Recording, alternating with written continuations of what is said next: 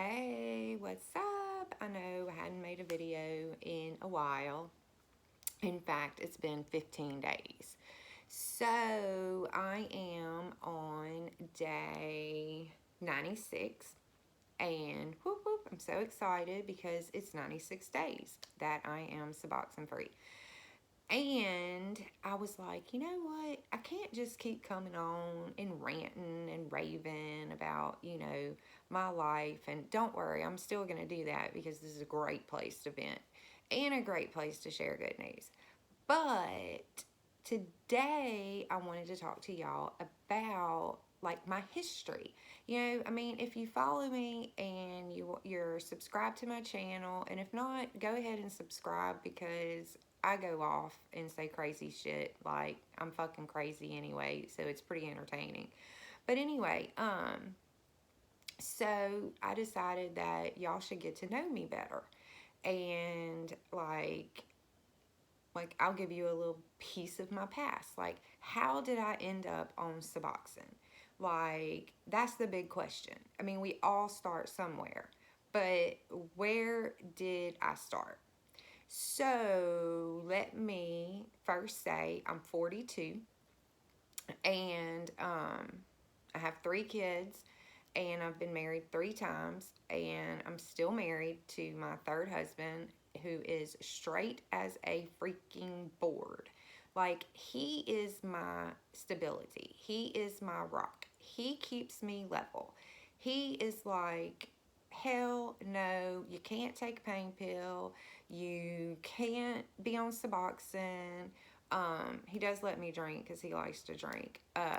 For a while, he wouldn't even let the doctor prescribe me any kind of benzo anxiety meds. So, like, he would just flush them. I was like, what the fuck are you doing? Those are my fucking pills. But you'll understand why I was so worried about my anxiety medicine when I back up to my past. Um, now I'm prescribed Klonopin, I think a 0.5 milligram, and I take it at night, just every night before bed. So it has no effect on me during the day. It kind of, the half-life just kind of levels me out the next day. It's pretty cool. I like it. I'm not suggesting any of y'all get on Klonopin. I'm just telling you my story. Okay, so let's back it up. We're going back to high school. What a crazy, crazy time for me. Like, high school was a freaking blast. I rarely went to school. I was really, really smart. And so, like, I got a who's who of high school. I won some national mathematics award. I went to rally, won first place. Like, I was on it. Made a 28 on my ACT. Like, and I didn't even go to school. And like, one year, my junior year, I missed 60 something days. But because my dad worked in our school system, not at my school, but in the school system, he pulled strings and got me passed into my senior year. So, anyway, I didn't end up graduating from a high school. I ended up graduating from an optional school because I walked out of school my junior year when my dad pulled all those strings. They were like, just take your finals and she can go on. Well, I was like, I'm walking out of my finals. So I didn't take them. And I ended up my senior year at an optional school where I got a high school diploma and because I was had the best GPA in Louisiana, they give the top 5% of the class a full paid scholarship to any public university in Louisiana. So I ended up with a full paid scholarship to LSU. Who ends up with that shit? I mean, just being a drug addict, getting kicked out of school, and then end up at an optional school, and then end up with a full paid scholarship. Free ride, right? I'm going to tell you how I fucked that shit up, too. Freshman year, lost scholarship. Just walked out again. Like, I'm such a quitter. Such a quitter. But, okay, so let's go back. Let's ask ourselves, why is she so stupid? Why is she a quitter? Like, why did she fuck her life up like that? Like, there's a story. And if you're wondering why I look like this, it's because I've been up half the night with my daughter who's running fever. And right now she's taking a nap. So I'm like, you know what? I'm going to make a video because I have time. I'm bored. I've been cleaning. And I drank some Energized, so I can't really sleep. And I was like, make a video. Okay. 5 minutes in, so I got to speed this up. All right, so when I was 14, I had my first blackout drunk. Sucked. Um, it was puking everywhere. And then 15, I smoked my first joint. You know, we were smoking weed at 15. We could get our driver's license at 15. So I ended up with a car and a driver's license, and we were blowing Big Killer out the car, out the Honda Accord, smoking blunts. Shit, I remember I had, this is when people bought radios, like tape decks, CD players for their cars, and like speakers and shit. Like, God, I can't even remember what size they were, but I had speakers, not like 10s or 8s, not those bass ones, but like just some good speakers. I forgot what they're called because I have a horrible memory. But anyway, I had like this. I remember I got it for my birthday. I was so excited. I think I was 16. Okay.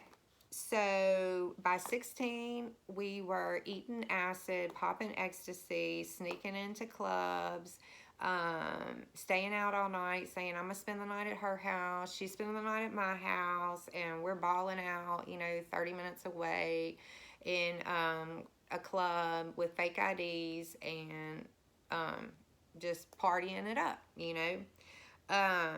Well, I got busted one night. I actually wrote my parents a freaking letter. Like, I had to come home because I had a curfew, and I was tripping on acid. And I just didn't want to be here anymore at the house. So what I did was I wrote my parents a note, and it made perfect sense at the time. It said, I'm tripping on acid and I had to go. I'll see y'all later. Who the fuck does that? A person tripping on acid. So anyway, needless to say, my dad tracked my ass down, called everybody I know's parents and shit, and was like, found me, showed up at these people's house who were like over 18 years old. Here I am, 16, no, I was 17 then. 17 years old, and my dad shows up, and these kids are like 19 and 20, and hauls me off to treatment, like literally straight to a treatment center, Our Lady of the Lake in Baton Rouge. It sucked because I was 17. I was put on the psych ward. You don't get to go to the treatment program at Our Lady of the Lake, the TOSS Center. You get to go to the psych ward, where I was evaluated and and we found out I had like PTSD and shit from some shit that happened when I was 15. It was really traumatic, whatever. Anyway, and we were just messed up. Also, so by 16, let's see, popping ecstasy, eating acid, snorting coke, smoking crack, smoking primos, snorting up meth. Did I say snorting up coke, or did I say smoking coke? Whatever. Like, I didn't freebase coke for a couple of years. Like, I think maybe 18, 19. By then, I was shooting coke too. So 19 started shooting up time, where I was introduced to the needle. And that totally took my drug use to a whole nother level. Like, I leveled up, or leveled down, however you want to look at it, but I took it to another level. And I started shooting up. The first thing I ever shot up was morphine. And I'm going to tell you what, those pins and needles all up in your body was like, make you clench like everything's on fire. I'll never forget that feeling. Like, morphine was not my drug of choice. I'm just going to let you know.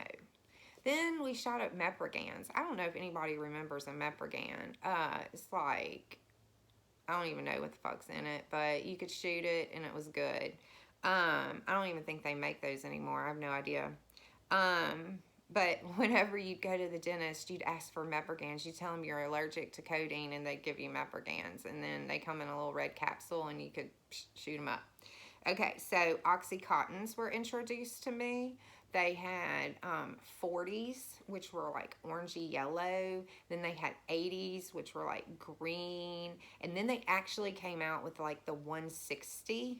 What? 160, right? I got a hold of a couple of those before they took them off the market. Like, as soon as they put them on the market, they took that shit off the market.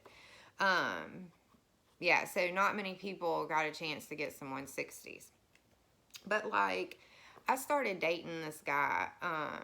Well, kind of. I don't know what you call it. I was using him for his Oxycontins because he got prescribed them because he had like a bobo knee.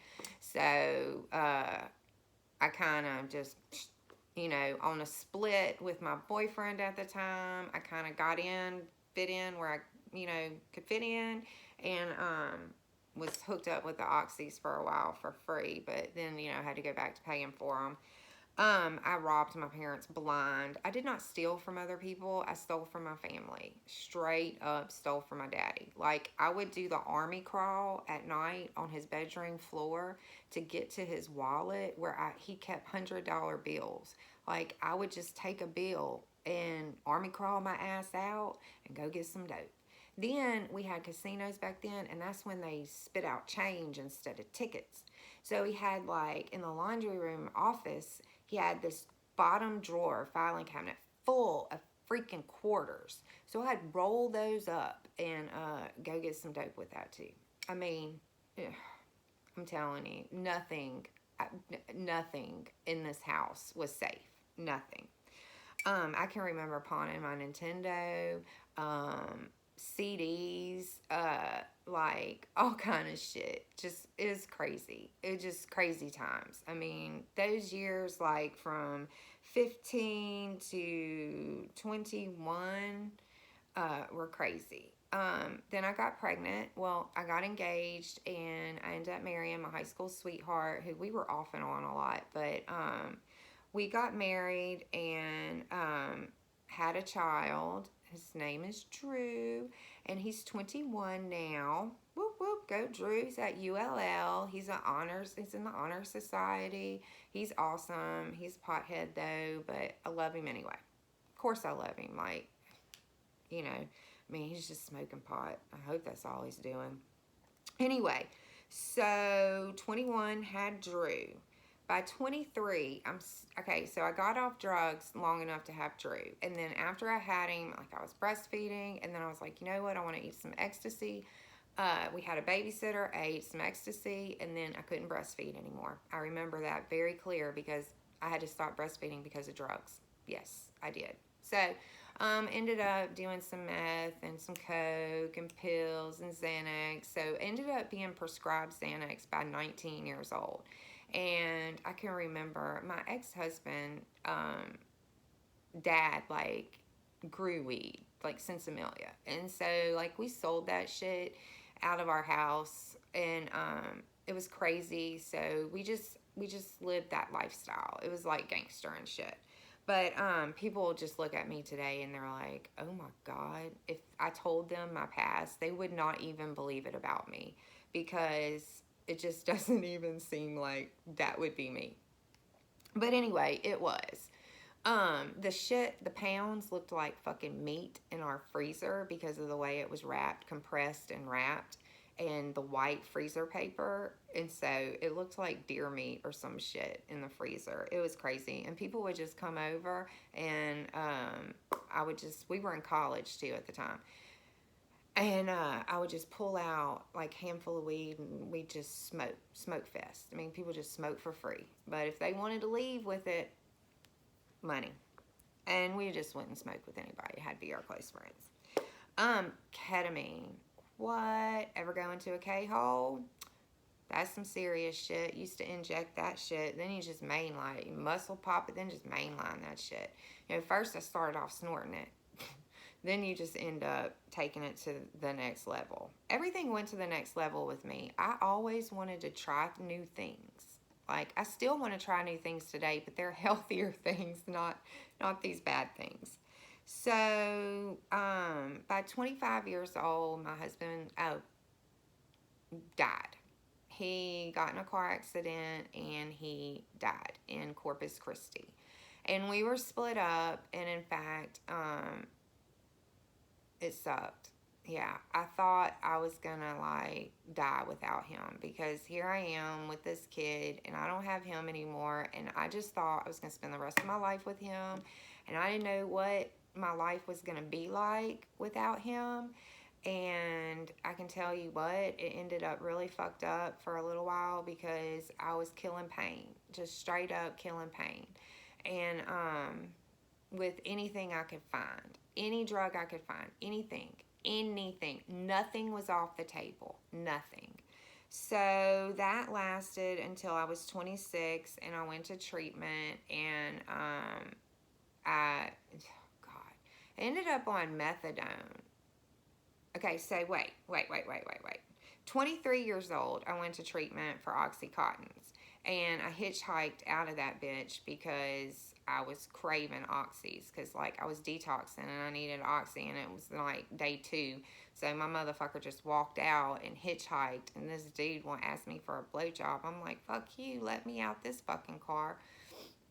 That was in Lake Charles. It sucked. But I made a phone call, got another ride from my brother, came and picked my ass up, and took me to back home, and we scored a bunch of Oxycontins, and he helped me stay well. Took me back to New Orleans, and I partied for a good week or two, and while I was slowly weaning off, right?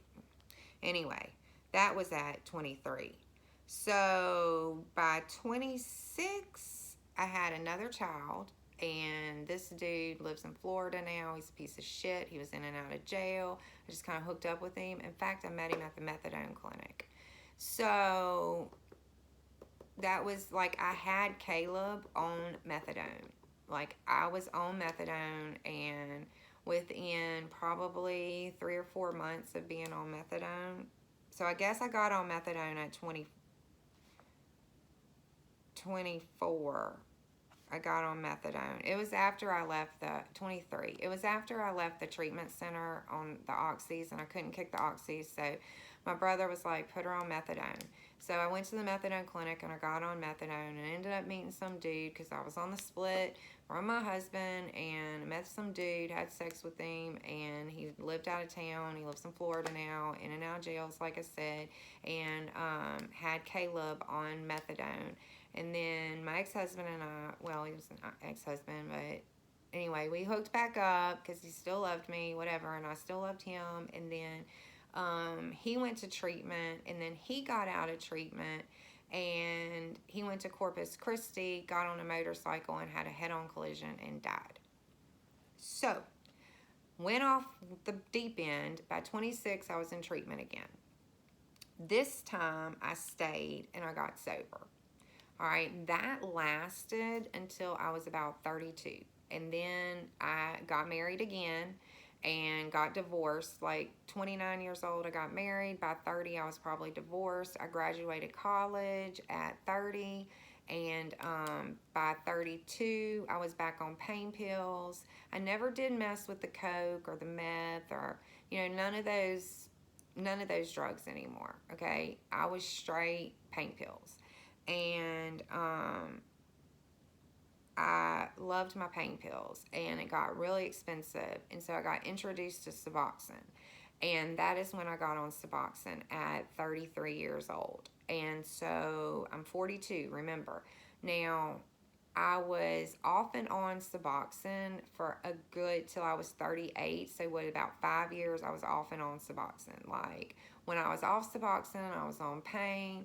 When I was on Suboxone, I was good, but then I would get off and hop back over. Like, I just kept doing the switch, because I was never prescribed Suboxone, and I never had a steady hookup, where I just got it like I did whenever I turned 38 after I had my daughter. I was totally sober when I had my daughter. I had got off Suboxone a year before I got pregnant. I stayed off of everything for about a year. I mean, I dabbled here and there with pain pills, but nothing to get me addicted again.